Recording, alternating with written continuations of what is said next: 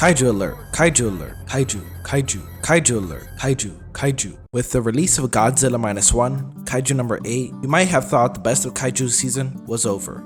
Well, you couldn't be more wrong, and I'm so glad to show you why, because Ultraman has stepped into the building.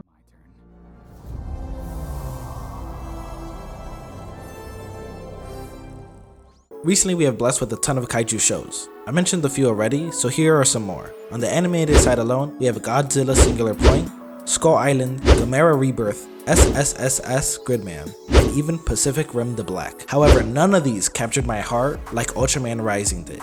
To let you know something about me, I'm not the biggest Ultraman fan. My biggest delve into the Ultraman world was the trash can that is Ultraman 2023 on Netflix. The fact this show has 3 seasons feels like a disrespect to anything animated and Ultraman himself. I wish I could Ultraman pose this one away and beam it out of the universe. Now, if you don't know who Ultraman is, welcome.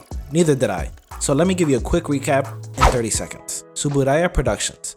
Named after the ever-prestigious Eiji Tsuburaya, also known as the God in Godzilla, who had a hand in the creation of both Ultraman and Godzilla, is the team behind Ultraman, which debuted in 1966 with Ultra Q, where Tsuburaya Productions utilized all of their special effects prowess to make cutting-edge monster battles.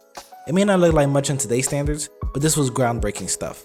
With all this success, Ultraman became a household name and has been celebrated as an icon since, spanning its range from shows to films, merchandise, and so much more.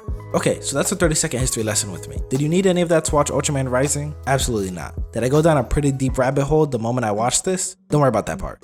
Okay, now the main event, Ultraman Rising. Ultraman Rising follows the story of Ken Sato, baseball extraordinaire and low-key an Ultraman hater. Which is only fair, as everyone hates Ken, as he's the spitting image of a cocky athlete, as he spent the majority of his life with his mother in the USA, while his father wore the mantle of Ultraman, protecting Japan from all kaiju. Time is merciless, so as the beloved Ultraman got older, his body couldn't take the beating anymore. I can tell you that is a real hero, because if I got smacked by a kaiju once, I would hang up my suit and call it a day, which is what his son Ken Sato tries to do. But we see he just gets pulled back in like that one more game when it's already 3 AM. So in the spirit of listening to his mother, Ken Sato takes over for his father while trying to continue his pursuit of baseball. An overall solid setup. We have so much to work with here. This would have been even better as a show since we have so many threads to unravel, so let's get into it. First has to be the fact we get our main character already needing some well-deserved character development. Being confident and cocky is necessary for most major athletes. I mean, look at Blue Lock. It's built on the premise that without ego, you're just a regular dude. And the movie already starts us off on the path that Ken Sato needs to be taken down a peg, whether that be through baseball, facing an Oblivion battery,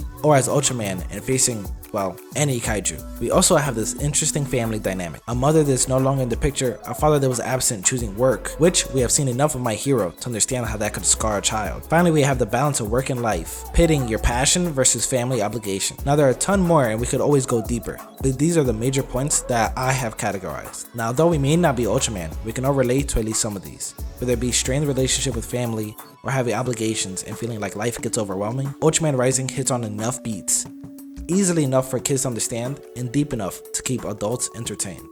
So, as if handling a career and saving the world wasn't enough, our main man, Ken Sato, gets tasked with the biggest job in the world, and that is being a parent. Yes, you heard that right. He got the reporter pregnant. I'm just kidding, she already has a kid. Instead, we see a kaiju mother interrupt Ken's game, all to get her child back. Unfortunately, she doesn't make it. Instead, her baby is born right in Ultraman's hands, and like any good kaiju, they immediately imprint on him. So now we have to take care of this sweet, adorable little kaiju, who is bigger than a 2-story building.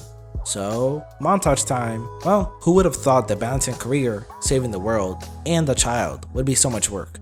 I guess I can cross out being a superhero dad off my list of to-do. This has to be one of the best parts of the film, and one of the downsides. It's great to see how he struggles to balance everything, his tough demeanor getting chiseled away. Unfortunately, it's not a slow chiseling, as the montage pretty much shows you him getting absolutely pimp slapped by life. So this is the one downside, as we don't get to truly appreciate how much work he has to go through every day to change himself. We unfortunately don't get to see enough of him thinking he can do it all and fighting to be who he has always thought himself to be, a superstar that can carry everything. Dear viewer, don't let that get you down, for we had one of the best moments in the film, and that is the phone call that changed everything. He calls a local reporter to get some advice on how to juggle all these things that life throws at you. It's truly a humbling moment, make you connect with the character showing his growth and how much 2 months with a child will truly make you age. And all of this leads to the great baby escape. Nothing easier to keep track of than a huge baby. I mean, there's no way you could lose such a big baby, right? Guess again, as Emmy, or kaiju baby, does what any kaiju would do and starts with their first laser breath. Aw, look at her just melt through everything, leading Ken Sato on the great Scooby-Doo chase, where Emmy gets hurt, causing Ken to do what he never wanted to do. Call dad. Now, if you have a great relationship with your parents, go ahead and give them a call, as Ken here did not, as we see that Ultraman truly broke up the relationship. With saving the world, there was just no space for his kid, although we do get glimpses of him being a caring father, such as watching his son's game and rooting for him. Unfortunately, that's all we get to see, and Ken doesn't see it. So we truly feel his desperation when he calls his dad to help with Emmy, and so starts a new journey for Ken. With the help of his dad and understanding how much he cares for his family, he turns his life around, from being an even better kaiju dad, improving as a son, but most of all, being a great teammate. It's no longer the Ken Sato show, but the Ken and Friends show. They packed in a lot into this short movie. We get character development for Ken, Emmy, and his dad. So props to the writers for trying to juggle all of this, as it's hard to hit every beat and give each the time it deserves while writing a compelling story. So even though I wish we could spend more time and see him be a good teammate instead of a montage, since he really could have played any sport, this would have been the same story if he did basketball, hockey, you name it. The only reference we get to baseball is the fact that Emmy learns how to swing a stick. An absolutely cute moment. It doesn't amount to much, as there's no final hit on the bad guy with it, or anything else relevant. The bad guy. He's been lurking in the shadows throughout the entire movie, and he finally comes to the forefront. Before we get to the climax, let's have a nice family vacation, which gets interrupted, causing our Ultra Dad to be in critical condition and Emmy to agify, as we see the family finally gets found by the bad guy, and not just once, but twice. As not too long after Emmy comes out of her shell, we get this epic scene. This action sequence reminded me of Iron Man 3 when they absolutely destroy his home. So when his home destroyed, Emmy going out to hopefully find her mom, and his dad who knows where, we think, okay, that's everything, right? You are wrong. Oh, this part made me cry. Our loyal friend who has been with Ken the entire movie, helping him raise his family and balance life, tragically gets destroyed in this attack. Yes, it's a robot. Yes, it's still emotional. Oh, now it's on. Ken goes out to fight the robotic fake kaiju, only to find out, oh man, that isn't fake, that's the real mom. They just cyborged her. It's a cruel world out here, leading into one of the best fights I have ever seen. Now what makes this fight so good? Probably because we get our old Ultraman back in action. Look at his suit mustache. Absolute perfection.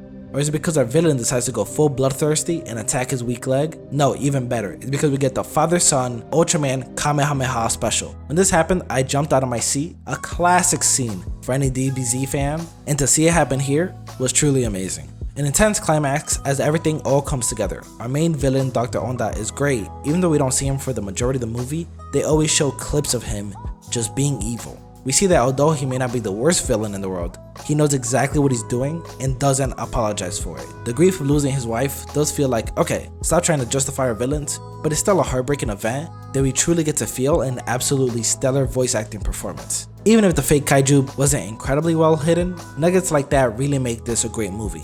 Along with a transformation for baby kaiju, when I tell you they jam-packed it, they did everything. With our happy beats and our sad beats, this movie was absolutely gripping the entire time. I was holding onto my chair, just like Dr. Onda held on to his beliefs. And with his beliefs, we see he blows himself up, trying to take the kaiju, Ultra Dad, and Ultraman out with him, as he just couldn't get past his wife's passing. Only for Ken to show why he is the star of the team, tanking the damage, and then we go straight into his team winning and credits. A bit of a rushed ending, which makes sense, as just thinking of everything that happened is crazy. And just when you think it's all in a neat bow and we can move on, we get the cliffhanger of Ken's mom potentially being alive and getting coordinates, just to find out she's not even on Earth. Now how in the world did she get off of Earth? All that's for us to find out in the next Ultraman. Despite all of its flaws, this is an absolute masterclass on what an animated film can and should be, giving us amazing character progression, sad points, happy points, great action, and great animation to put it over the top. When I tell you this has put me onto Ultraman, I am a believer. Ultraman Rising really rose up to my expectations. A wonderful movie. I would recommend to absolutely anyone, doesn't matter if you're an Ultraman fan or not. It is by no means a perfect movie, however, it's a damn good time. A time I thoroughly enjoyed, so it easily gets an anime disrobed stamp of approval. This has been Anime Disrobed, and leave anything Ultraman or anything else in the comments below, as I'm delighted to say that Ultraman Rising has officially been disrobed. You know what? I'm gonna punch out for the night.